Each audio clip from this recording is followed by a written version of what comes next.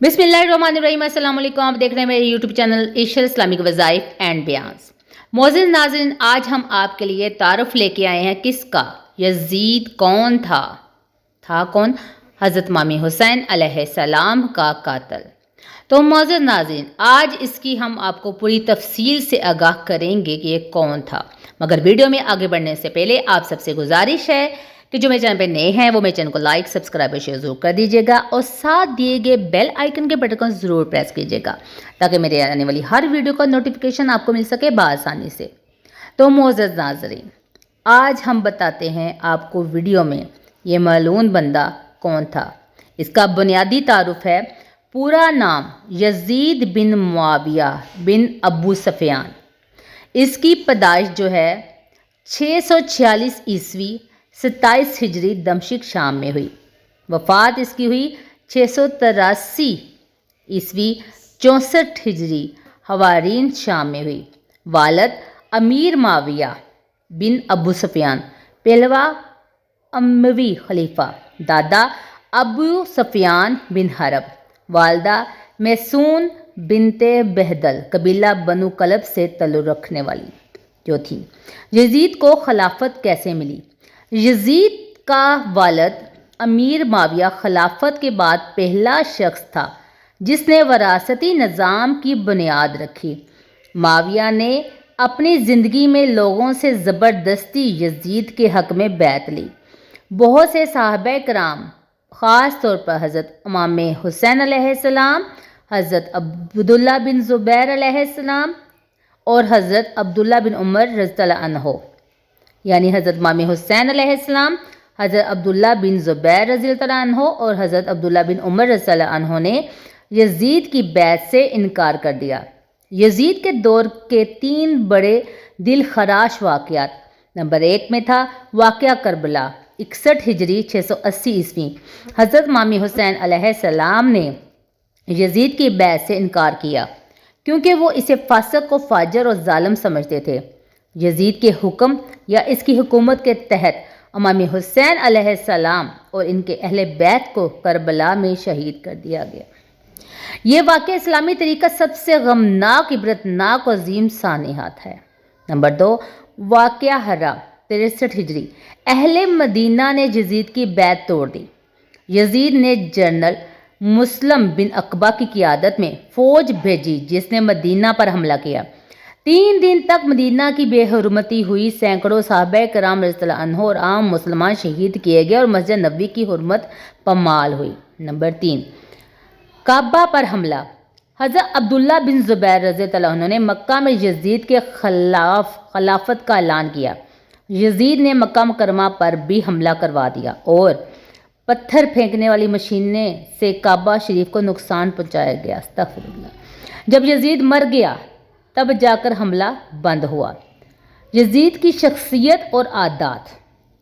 तारीख़ में यज़ीद की जो सफ़ात दर्ज हैं इनमें शामिल हैं शराब नोशी, गाने बजाने और रक़्स और सुरूर का शौक़, दीन से दूरी, जुल्म व जबर। इस्लाम का तर्ज़ हुकूमत ज़ालिम और गैर इस्लामी समझा जाता है। उल्मा का यज़ीद पर मौक़िफ़। यज़ीद की मज़म्मत करने वाले उल्मा इमाम अबू हनीफ़ा, इमाम अहमद बिन हम्बल, इमाम नसाई जिन्होंने हदीस की किताब लिखी, शेख अब्दुल कादिर जिलानी, इब्ने जोज़ी। इन उल्मा ने यज़ीद को फासिक, ज़ालिम और लान के लायक करार दिया। बाज़ उल्मा जैसे इब्ने तैमिया से मुख्तार रवैया अपनाया और कहा कि जब तक मुकम्मल सबूत ना हो लानत से इज्तनाब किया जाए। शिया मुसलमानों का नज़रिया। यज़ीद को कातिल हुसैन, काफिर और हमेशा के लिए जहन्नमी माना जाता है। अहम तारीख़ी कुतुब जिनमें यज़ीद का जिक्र आता है तारीख़ तिबरा, इब्ने जरीर तिबरा, अल बदाया वल नहाया इब्ने कसीर, अल कामिल फिल तारीख़ इब्ने असीर, सेर अलानुल अंबिया इमाम ज़हबी। नतीजा, यज़ीद बिन मुआविया एक मुताज़ना, ज़ालिम और दीन से दूर हुक्मरान था। इसकी खिलाफत के दौरान इस्लाम को सख्त नुकसान पहुँचा। इमाम हुसैन अलैहिस्सलाम की शहादत का असल मुजरम اگرچہ یزید کو نہ بھی کہا جائے لیکن کم از کم اس کا براہ راست یا بالواسطہ ذمہ دار ضرور مانا گیا ہے، کیونکہ یہ کروایا ہی اسی کے حکم پہ گیا تھا۔ اس کے جو ملعون ساتھی تھے، اس یزید ملعون کے، انہوں نے کیا، یزید نے کیا۔ امت مسلمہ کا اکثرتی طبقہ یزید سے ناراض، بدظن اور اس کے اعمال پر افسوس زدہ ہے۔ یزید بن معاویہ کی تاریخ میں کئی پوشیدہ چھپی ہوئی یا باتیں، معروف باتیں بھی ملتی ہیں جن پر زیادہ گفتگو نہیں کی جاتی، لیکن بعض تاریخی حوالوں میں ان کا ذکر آیا ہے۔